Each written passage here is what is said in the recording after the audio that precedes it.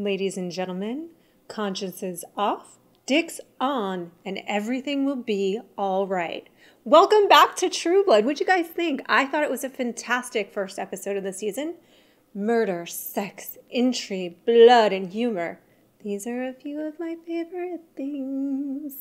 This episode shined with all of the sensual to blatantly overly sexual satire, witty dialogue, and southern fried fun that I have so grown to love and enjoy in this show. Let's pull out a few choice bits of dialogue, shall we? There's too many, but I'll just pick out a couple of my favorite. Jason, that's how we do it in the South, but if you don't want to learn about our culture, we could do it your way. Pam, I don't know what makes people think I want to hear about their problems. Maybe I smile too much. Maybe I wear too much pink. And of course, Bills, I hear the water in Arkansas is, very hard. First up, Button, who's got Bill? Well, it looks like werewolves. But the question becomes, why, and were they working alone? My guess is not. It would be far too easy for the writers to give us all the answers this early in the episode. By the way, I have to appreciate that they called it Operation Werewolf. That just works for me. Now, there's a couple of options for who could have hired them. The fact that Eric failed in his attempt to kidnap Mr. Bill says that it wasn't him. But we know that there's at least one more party interested in the capture of one Bill Compton. As Sookie tells us, Lorena.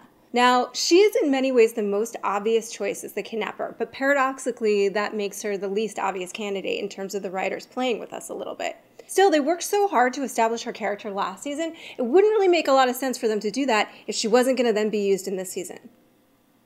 The next option is the Queen herself. Now, she has motive. She knows that Bill is the only one that knows about Eric's involvement in the V, which could then implicate her. She has opportunity, and let's just face it, she's just shifty. I say it might be the Queen, which brings us to Eric and the Queen.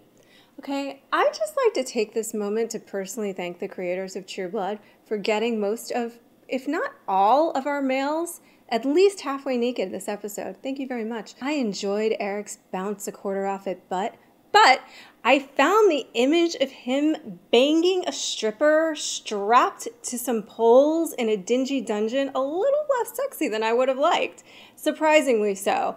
I wasn't crazy about it, though I will give it to them for making said stripper Estonian. You have to appreciate the attention to detail on the part of the writers. Eric's in quite a pickle with the Queen. And once again, I have to give the writers props for the fact that the reason that she's in such dire need of a cash influx is tax problems. I guess bankruptcy is not big with vampires. Although I'm less clear on the hierarchy of things, as it seems like the Magister somehow has a lot more power than the Queen. So I'm not sure how that's really working out. As far as Sophie Anne herself goes, although this Sophie Anne is very different than the Sophie Anne of the books, I gotta admit that Miss Queen Bitch of the Universe is kind of growing on me. And it's so much fun to watch Eric be brought to heel by the big-fanged beauty. Did you guys notice how big her fangs were? They were huge, ginormous, so much bigger than anybody else's fangs. No wonder she's in charge. Jessica, naughty. I love this. This is exactly what I wanted to see happen for the Jessica character. I wanted to see her become totally accidentally bloodthirsty and murderous because as a hormonal, late teenage, formerly repressed girl, it makes perfect sense that you take someone like that and you make them into a brand new vampire and they have to deal with all of these new drives and desires and powers and strengths. They're gonna kill some folks. I think it's a great view into vampire lore through Jessica, through becoming in control of your impulses and your desires. And then also, I think it's gonna raise the stakes, as it were, with her relationship with Hoyt. So I think it's a great choice. I had wanted to see this happen. The way I had imagined it was slightly different. I sort of wanted her to try and make friends and then accidentally kill them. But I love this twist with the truck drivers. Speaking of Jessica, I am really fond of the Jessica-Sookie dynamic. I really like their exchanges. However, I was kind of less fond of the Sookie-Tara exchanges. They sort of went to a place where, okay, I love it when the show goes over the top in terms of the camp and the humor, but When you're working with kind of more serious or dramatic tones, I think a little more subtlety is needed for me. And it goes to a place that I have trouble buying sometimes. It just gets a little too over the top. And then Sookie sometimes gets a little self-righteous, like she was with the sheriff. And it's okay, I understand why she's trying to get what she wants, and I see her point, and she wants her man back, and who wouldn't? But it's the way she goes about it sometimes that doesn't so much work for me. It just gets a little bit self-righteous and demanding rather than vulnerable and human. Letty May never fails to disappoint, and in this way she is so obliging. This woman's twisted, dogmatic views of God and religion, her total disregard or care for her daughter in the face of her own selfish needs, and her abject narcissism are all part of what makes her such a well-written character. In all seriousness, she really is, because she really represents an actual type of person out there, and even a whole segment of society, and even, dare I say it, a deep cultural wound where selfishness and hypocrisy rule the day. I think she's really, really well written, and I love that the show has such a vast array of characters and that it really grants them their humanity, or vamp-manity, as it were. Here's a little segment I like to call, I'm always in the mood for some weird lesbian stuff. All hail the return of Pam. I love her.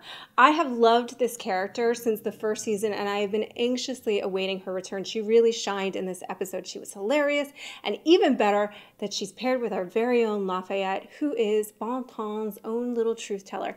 That's actually what Lafayette does, I've decided. He sort of plays that role in the show. He gets away with it because he's funny and flamboyant and very much himself, but he tells the truth. He tells it as he sees it to Letty May, as he tells her off, to Tara, and to anybody else who will give them their in one ear and out the other, because nobody actually pays him any mind, unfortunately, though they should. Another great pairing, you guys. Jason and Andy, the buddy show, back and better than ever. Do you guys love this? I love their dynamic, and I also love the dynamic that's going on between Jason and Hoyt, who I absolutely adore and does look quite badass with his new do. Ryan Quantine continues to blow my mind with his comedic timing. I don't know why he doesn't get more props for this. And the writers have given him so many gems, I cannot even begin to pull out my favorite lines of dialogue for him, although I did love this. Yeah, don't knock it. That was hilarious to me. Okay, but here's the thing. This is probably just a me thing, but I have no issue with vampires, maenads, werewolves, shapeshifters, whatever, bring it on. But my suspension gets stretched to the tauntest degree by those two chicks with Jason. Now, come on. I mean, where do these girls come from? I don't know any women that act like this, and I know some very expressive women, okay? But how is it that most men I know, if they're telling me the truth, a good portion of the men I know are still waiting for the divine intervention known as the threesome to happen in their lives, and yet Jason Stackhouse manages to find non-stop sexcapades in a town the size of a postage stamp? How? But, okay, fine, I guess it's True Blood, and the rampant sex and violence is all part of its charm. Sam's little homoerotic Bill dream. Okay, I love this scene. Hilarious and sexy in its awkwardness. But here's one thing that does kind of confuse me. Okay, I get the premise that, yes, if you've had the vampire's blood, you start to feel a little sexy towards them, and maybe you have some sex dreams. They established that last season. But does your initial sexual orientation then go by the wayside, or are we working under the premise that human sexuality is a moving target? Which is fine, that works for me. I just want to clear that up. Mississippi, you say? Why, that's where country, isn't it? Apparently, yes. According to the show, yes, it is. And now that Bill has fed on Miss Daisy, we can see how he fares against a pack of wares. For myself, I can't wait. Those are my thoughts. What are yours? Are you as excited about next week's episode as I am? Let me know. You can post your comments here or on YouTube. Make sure to subscribe to the Think Hero YouTube account and follow us on Twitter. You can follow Think Hero on Twitter at @ThinkHero. Make sure to follow me at @JRossC. And for all the latest True Blood news, you can go to our friends at The Vault at trueblood-online.com or follow them at @_The Vault. Thanks, guys.